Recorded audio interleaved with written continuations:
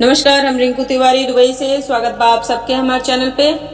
आज आप सबके एगो शिव जी के गीत सुनाओ तनी। अब सावन शुरू हो गई बा तो आज कल शिव जी के गीत आप सबके हम ज़्यादा से ज़्यादा सुनाए और पसंद आवे तो लाइक और कमेंट जरूर करी लोगिन। और अगर चैनल के सब्सक्राइब नहीं कैले तो कृपया आप सब चैनल के सब्सक्राइब करें कि जब भी हम गाना अपलोड करें तो सबसे पहले नोटिफिकेशन आप सबके मिले और यही तरह से अपन प्यार और आशीर्वाद बनौले रखें।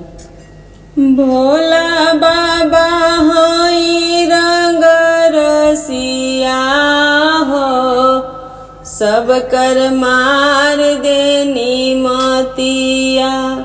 भोला बाबा हई मन रसिया हो, सब कर मार देनी मतिया। मार देनी मतिया जी, मार देनी मतिया। मार देनी मतिया जी, मार देनी मतिया। भोला बाबा हई रंग रसिया हो, हमर मार देहनी मतिया। भोला बाबा हई मन रसिया हो, सब कर मार देहनी मतिया। ईटावा हम चुनी चुनी महल बनवानी, कंकड़ हम चुनी चुनी महल बनवानी। महल के मालिक बड़का पुतवा हो, हमर मार देले मतिया।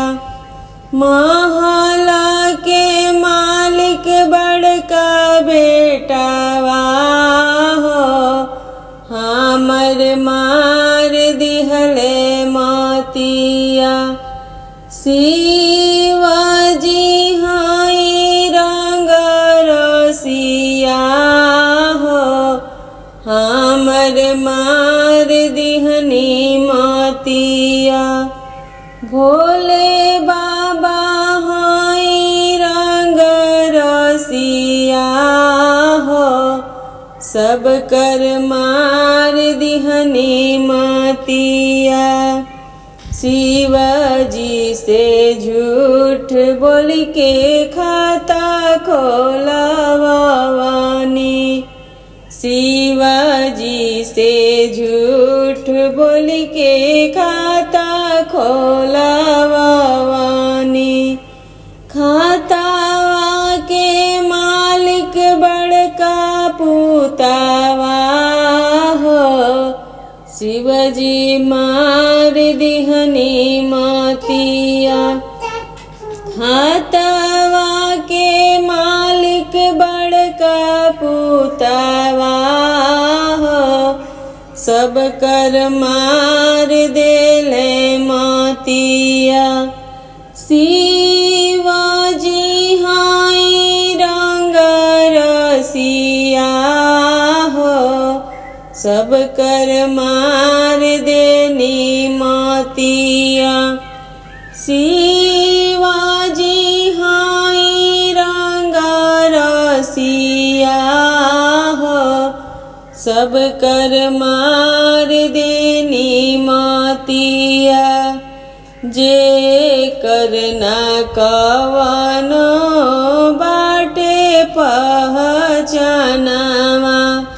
जे करना कवनो पहचान रहेला। भाई बहिन के नातावा रहेला। भाई बहिन के नतवा बनल रहेला।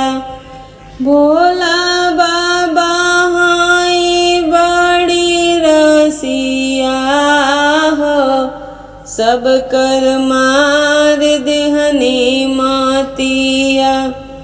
भोला बाबा